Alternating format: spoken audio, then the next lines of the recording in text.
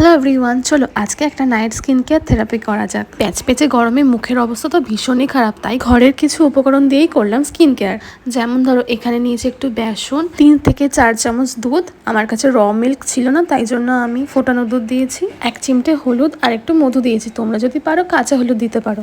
কাঁচা হলুদ স্কিনের জন্য ভীষণই ভালো। আমার কাছে কাঁচা হলুদ ছিল না বলে তাই জন্য আমি ওটা স্কিপ করেছি। এই রেমেডিটা ভীষণই ভালো, আমার তো ভীষণই কাজ হয়েছে। আমি সপ্তাহে 2 থেকে 3 বারই ইউজ করি। কারণ নামি দামি প্রোডাক্ট যতই ইউজ করো না কেন, এই হোম রেমেডির কাছে কিন্তু সবকিছুই ফিকে। আমি এই প্যাকটা 10 থেকে 15 মিনিটে রেখেছিলাম, কারণ আমার হাতে টাইম ছিল না। চলো এবারে মুখটা ধুয়ে আসি। দেখো এবার আমার স্কিনটা কতটা গ্লো করছে। আমি কিন্তু এখনো কোনো টোনার ইউজ করিনি, কোনো ময়েশ্চারাইজ ইউজ করিনি। এখন কিন্তু বাজে রাত 12:30।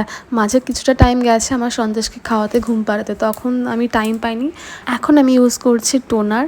আমি টোনার হিসেবে ডাবর গ্লাভারের রোজ ওয়াটারটা ইউজ করি, আর এটার স্মেলটা যেন ভীষণই ভালো লাগে আমার। এরপর আমি পন্ডসের ময়শ্চারাইজারটা ইউজ করছি। এটা আমি মিনিমাম 2 মাস ইউজ করছি, তো ইউজ করে মোটামুটি আমার ভালোই লেগেছে। এই ছিল আমার সাধারণ স্কিন কেয়ার। সেরকম কোনো নামি দামি প্রোডাক্ট ইউজ করিনি। আর মিশো থেকে আমি কটা ইয়াররিংস কিনেছিলাম, সেটা আমি পরের ভিডিওতে শেয়ার করবো।